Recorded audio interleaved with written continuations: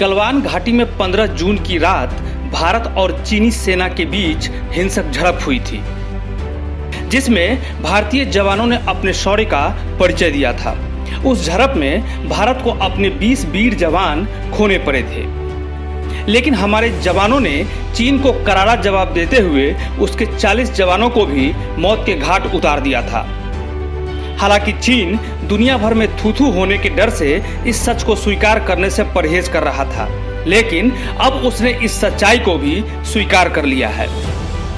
दरअसल चीनी अखबार ग्लोबल टाइम्स के एडिटर ने माना है कि गलवान घाटी में चीन की सेना को नुकसान पहुंचा था और कुछ जवानों की जान गई थी।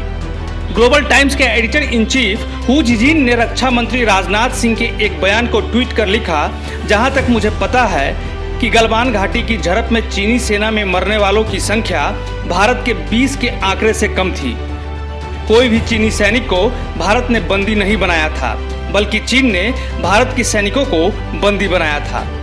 कुछ हफ्तों पहले तक चीन की सरकार ने गलवान घाटी में मारे गए चीनी जवानों के परिवारों को कहा कि वे इनका अंतिम संस्कार नहीं करें, न ही कोई निजी समारोह आयोजित करें। चीन की सरकार ऐसा करके गलवान घाटी में हुई घटना को छिपाना चाहती थी। बताया जा रहा है कि चीन की सिविल अफेयर्स मिनिस्ट्री ने गलवान घाटी में मारे गए चीनी सैनिकों के परिवारों को कहा कि वो अंतिम संस्कार के पारंपरिक तरीके भूल जाएं, ताकि चीन के लोगों को गलवान घाटी की घटना और उसमें मारे गए चीनी सैनिकों के बारे में कम से कम पता चले। असल में चीन को डर है कि अगर गलवान घाटी में मारे गए चीनी सैनिकों की खबर चीन के या अंतर्राष्ट्रीय सोशल मीडिया में फैली तो पूरे देश में पीपल्स लिबरेशन आर्मी की थू-थू हो जाएगी।